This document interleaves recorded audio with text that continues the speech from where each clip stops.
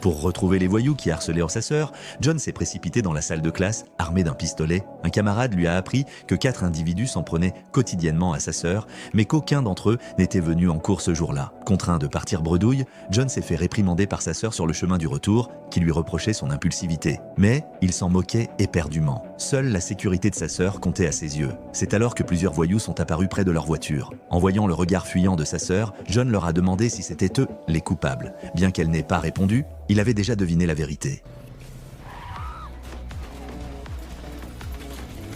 Quand 2 d'entre eux ont tenté de s'enfuir, John a accéléré pour les poursuivre. Malgré les supplications incessantes de sa sœur, il a foncé droit sur eux sans hésiter.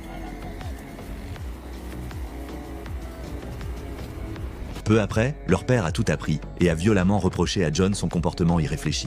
Mais ce dernier ne regrettait rien. Au contraire, il accusait son père d'être trop absorbé par son travail et de les avoir négligés, sa sœur et lui. En tant que seul homme de la famille, John estimait qu'il devait obtenir justice pour sa sœur. Cependant, son père le considérait désormais comme un simple voyou. Furieux, John a quitté le foyer familial.